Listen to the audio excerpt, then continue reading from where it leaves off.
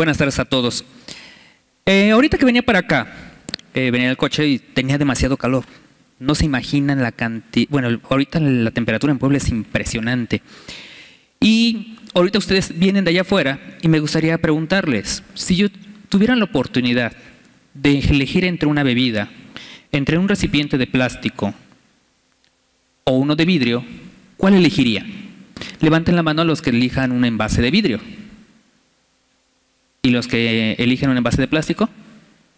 Muy poquitos. Bueno, a lo mejor puedo tener la respuesta a esa pregunta. Por ejemplo, ¿por qué elegirían vidrio? Seguramente me va a decir el sabor, ¿cierto? Bueno, resulta que ese sabor es debido principalmente a que el vidrio no libera sustancias. Sin embargo, el plástico sí. El plástico ha revolucionado muchísimo de nuestra vida. Ha mejorado, nos ha facilitado prácticamente todo lo que tenemos a nuestro alrededor. Tanto así, por ejemplo, que los plásticos se utilizan para todo.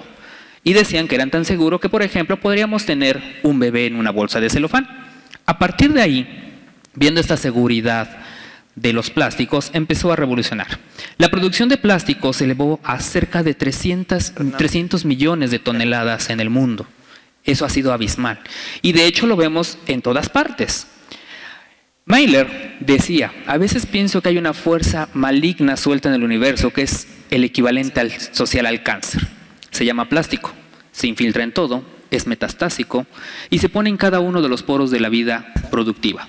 Y vean a su alrededor, en donde están sentados, el tipo de ropa, el tipo de artículos que tienen. Y entonces, lo vemos en las bebidas embotelladas, que seguramente yo creo que consumieron ahorita algunas afuera, contenedores de plástico, alimentos precalentados en recipientes de plástico, vayan al supermercado y lo primero que eligen es alimento en ese tipo de contenedores, en los blisters de medicamentos, en los productos de belleza, tienen demasiados plastificantes, en los coches, pequeño detalle. A lo mejor ustedes van al a un centro comercial, ven un coche nuevo, se suben, ¿y qué aroma expide? Se siente rico, ¿no? Lo aprovechan, es más, hasta se encierran en el coche, ¿cierto? Creo que sí. Y es más, cuando tienen su coche nuevo, lo ponen a las 12 del día, se suben a su coche, le suben las ventanillas para que no se le vaya el aroma al coche nuevo. Bueno, lo que están respirando ahí son plastificantes, productos sustancias que se liberan de todos estos plásticos. Lo peor aún, vemos plásticos que están consumiendo nuestros bebés. Obviamente, encontramos plásticos en todas partes, hasta en el mar encontramos plásticos. Bueno, les voy a comentar algo que me pasó. Resulta que cuando yo soy de formación biólogo, yo no quería estudiar biología, yo quería estudiar medicina. ¿Por qué? Porque yo quería ayudar a muchísimas personas. ¿Okay? Tratar de ayudar a la mayor cantidad posible de humanos. Lamentablemente, que aún todavía desconozco, no entré a medicina, entré a biología, pero sabía que biología tenía algo diferente. Tenía muchas áreas de trabajo a donde yo pudiera estudiar. Y entonces probé de todo.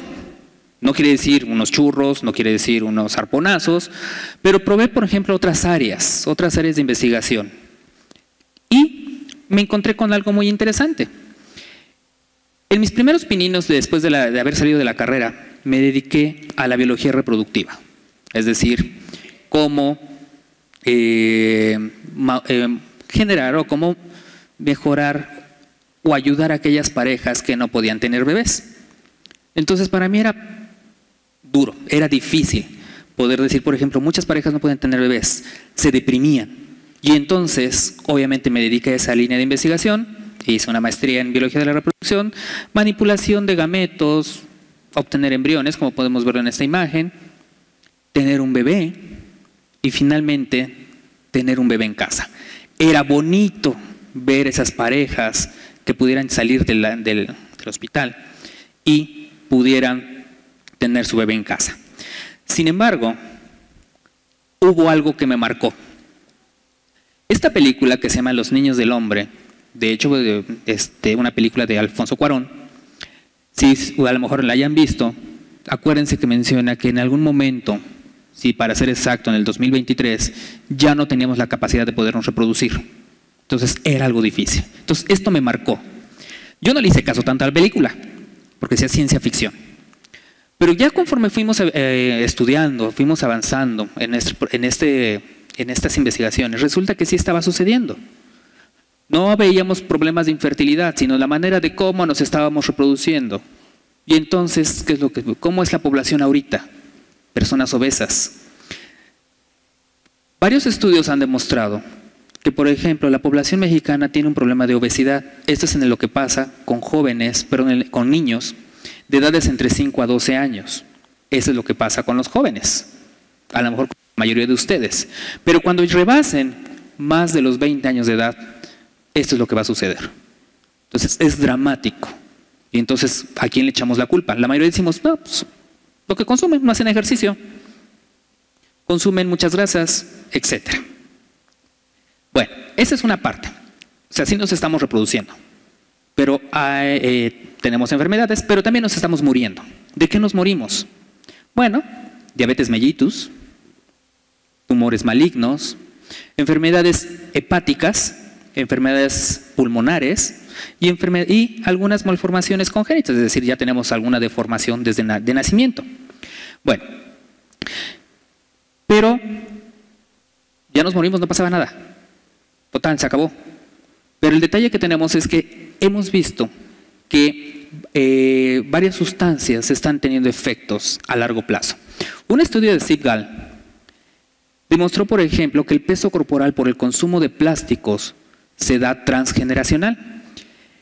Como pueden ver en esta gráfica, tenemos 9 barritas. Las últimas barras son de crías de ratoncitos cuyos padres consumieron plastificantes. ¿Okay? Eso es lo que sucede en la pubertad. La pubertad se nos está adelantando. Las niñas tienen sus primeras menstruaciones entre los 8 y 9 años, cuando lo normal debería ser entre los 10 a 12 años. Entonces está adelantando. Y el otro problema, se están volviendo infértiles. 3 generaciones. Es decir, sus abuelos y sus papás, cuando se inició la revolución de los plastificantes, que fueron más o menos en la década de los 60, década de los 70, estaban en la plena evolución de los plásticos. ¿Okay? A lo mejor dejamos de consumirlos, pero sabemos ahora que mis hijos y mis nietos van a tener este tipo de problemas. Y bueno, pero no solamente se veían malformaciones, no nos íbamos a volver infértiles, no nos vamos a volver obesos. Eso es lo de menos. ¿Okay? El problema que tenemos es que ahora hay datos que mencionan que estas sustancias tienen problemas neurodegenerativos, es decir, no nos está llegando agua al tinaco, es decir, no nos está llegando al cerebro. ¿Okay? Tenemos problemas neurodegenerativos, dejamos de pensar. Y este estudio es muy bonito, en donde Factor Liebach, estudia el coeficiente intelectual de los niños en los cuales se encontraron estos plastificantes. Y fíjense lo que sucede, la velocidad de procesamiento. En la columna verde quiere decir que no hay, bueno, los niveles de plástico son bajos. En las otras dos barras tienen demasiados. ¿Ok? El coeficiente intelectual se nos viene abajo. La memoria de trabajo y el razonamiento. Yo pensaba que mis estudiantes tenían problemas sociales, siempre estaban distraídos, etc.